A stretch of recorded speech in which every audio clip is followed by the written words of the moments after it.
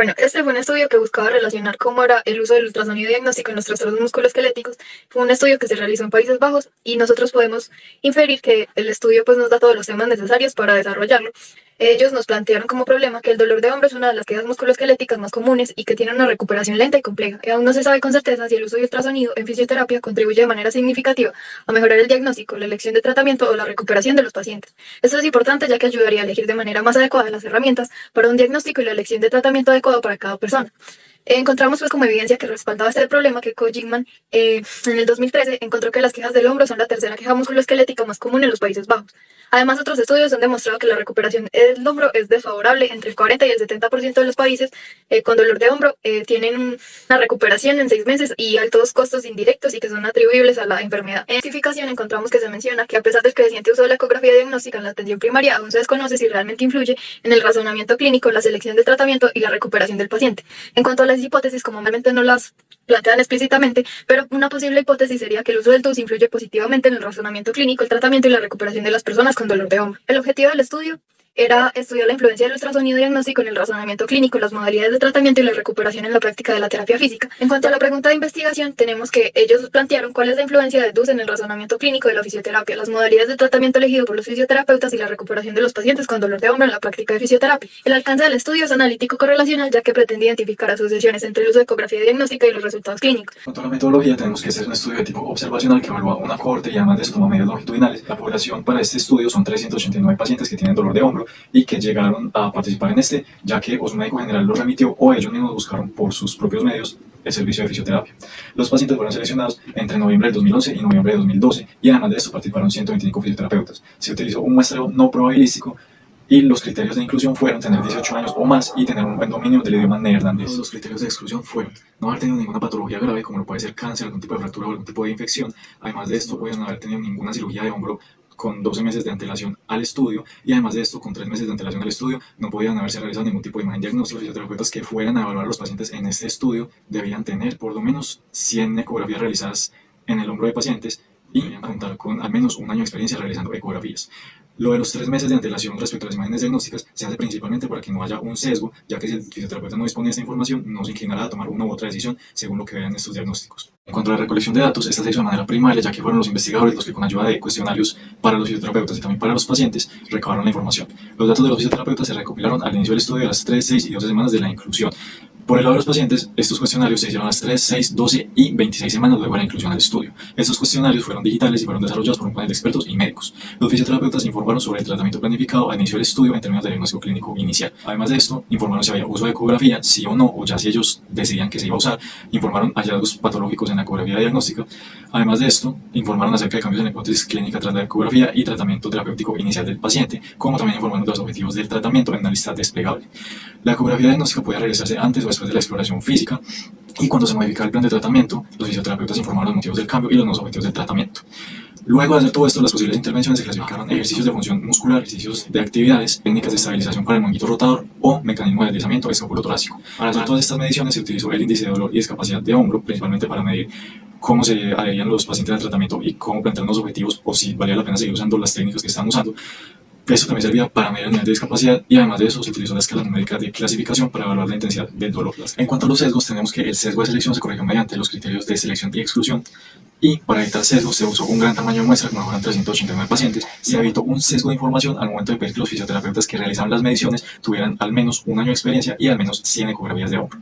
Puede haber un sesgo de información debido a que la persona respondiendo al formulario puede no entenderlo, si se usan palabras técnicas o poco coloquiales y por lo tanto la respuesta no sea la más acertada. Para corregir esto tiene que hacer mucho énfasis en el hecho de que el cuestionario sea lo más entendible posible mediante preguntas. Además de esto, otro posible sesgo que puede haber se puede dar de que el muestreo que se utilizó fue no probabilístico en vez de utilizar un muestreo aleatorizado. Con respecto a los resultados, en este caso en el artículo no menciona como tal los resultados de P, sin embargo en las tablitas señala con asterisquitos si hay una relación significativa de las variables. Las pruebas utilizadas fueron chi cuadrado, fueron prueba exacta de Fisher, Udeman-Whitney, T independiente y utilizaron OR para acción de la asociación. En este caso pues hubiera sido punto utilizar riesgo relativo, sin embargo mencionan que como fue una regresión logística, pues entonces utilizaron OR. Y también mencionan que el intervalo de confianza fue del 95%. En este caso se les evalúan diferentes variables. Entre esas está, por ejemplo, la tabla 1, que menciona las características de los pacientes, donde está el sexo, la edad media, la edad agrupada, pues, lo que lo vuelve una variable cualitativa, la duración de las quedas en semana, discapacidad según SPADI, el dolor, queja recurrente y la forma en la que se lesionaron. En esta primera tablita encontramos principalmente 4 variables que fueron estadísticamente significativas. La primera es edad en grupos. Se encontró mayor presencia de pacientes en el grupo con ecografía de 65 o más años que en el grupo sin ecografía, y esta fue una diferencia estadísticamente significativa. Son 2 variables quali, por ende se evaluaron pues con chi cuadrado. La segunda es el promedio de la edad. En este caso, pues descartaron la hipótesis nula, entonces quedó la hipótesis alterna, que dice que la diferencia promedio de edad de 4.7 años en pacientes del grupo con ecografía y el grupo sin ecografía fue estadísticamente significativa.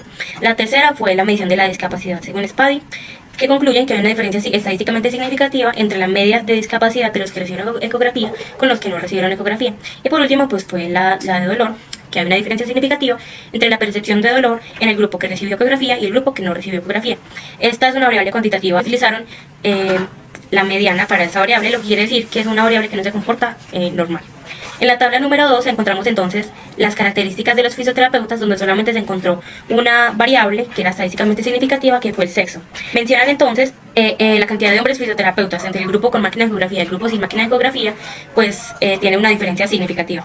En el grupo que solamente utilizó ecografía, se hizo también como una tablita en los hallazgos diagnósticos pues se encontraron. En esta no se da como tal como una relación pues así comparativa, pero lo que se observa es que la mayor patología, con el 30.8%, fue la tendinopatía. Luego la calcificación con el 19.5%, y en la gráfica de barras pues se muestra como tal con los colorcitos, pues ayuda a mirar qué músculo realmente está afectado. También hubo otra variable que fueron las razones para usar ecografía. En este caso pues le preguntaron a los fisioterapeutas por qué utilizaba o por qué utilizaría ecografía, y mencionaron principalmente 4 cosas. Dijeron, el primero fue para un diagnóstico más específico, el segundo fue para una selección más adecuada de la intervención, el tercero para confirmar un diagnóstico inicial, y el cuarto para informar al paciente mejor. Diagnósticos clínicos, en la tabla número 3 no hay una relación estadísticamente significativa entre ninguna de las variables, sin embargo mencionan que hubieron más patologías en el grupo sin ecografía de síndrome de pinzamiento subacromial, trastorno de la columna cervicotorácica, hombro congelado. Con ecografía fue también pinzamiento subacromial, otras patologías no específicas, esguince o distensión e inestabilidad de la glenúmera. Con respecto al tratamiento, tenemos entonces 3 variables que mencionan el texto. La primera fue el número de modalidades. En el grupo sin ecografía mencionaron 7 modalidades diferentes. En el grupo con ecografía mencionaron 6 modalidades diferentes. En ambos grupos se utilizó la mediana y fue de 3. Esta diferencia no fue estadísticamente significativa porque P dio 0,13. La segunda variable fue el número de sesiones, que en este caso la media de las dos fue 7 sesiones, no hubo diferencia significativa. Y si los pacientes requerían derivación a médico de cabecera o otro tipo de profesional, tampoco fue una diferencia estadísticamente significativa. Tabla número 4, que fueron las modalidades de tratamiento por diagnóstico clínico, se encontró entonces que la información y el asesoramiento fue la intervención más utilizada en general. También se encontró que para el pinzamiento subacromial se utilizaba más la intervención de estabilización, para la tendinopatía del bíceps más movilización y manipulación, para el pinzamiento subacromial más tratamiento de puntos gatillo, y otro tipo de tratamiento se utilizó más para el pinzamiento subacromial. Esto fue estadísticamente significativo a favor del grupo que no tenía intervención con ecografía. También se encontró que para la alteraciones de la articulación acromioclavicular se utilizó mayor vendaje. Para el trastorno cervicotorácico de la columna pues se hizo mayor terapia de puntos gatillo. Eso fue estadísticamente significativo a favor del grupo que sí tenía intervención con ecografía. Encontró que el grupo que tenía ecografía utilizaba más terapia de ejercicios, más masaje, más manipulación y movilización, más uso de ondas de choque, más tratamiento de puntos gatillo y más uso de otras intervenciones. Y todo esto fue estadísticamente significativo.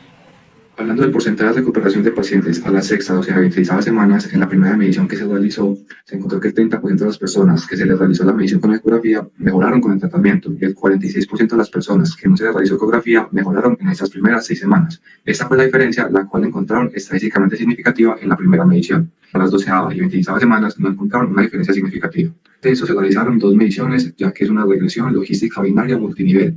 En la primera medición, el OR para la recuperación a las 6 semanas, dando 0,53, es decir, que la oportunidad de recuperarse a las 6 semanas es del 47% en el grupo que recibió la medición usando ecografía. Para las 12ª y 26ª semanas, el OR no fue estadísticamente significativo. El resultado de la segunda medición les dio que P era 0,73, lo cual significa que era estadísticamente significativo para las 6 semanas, y para las 12ª y 26ª semanas no se realizó, ya que la variación entre grupos era muy pequeña. Y el estudio lo que nos dijo es que se analizó usar ecografía en pacientes con dolor de hombro para mejorar la recuperación. Lo que se encontró fue que la ecografía no hace que los pacientes se recuperen mejor ni más rápido, pero sí cambia el tipo de tratamiento que reciben. En resumen, la ecografía puede ayudar a decidir el tratamiento, pero no es necesario mejorar los resultados.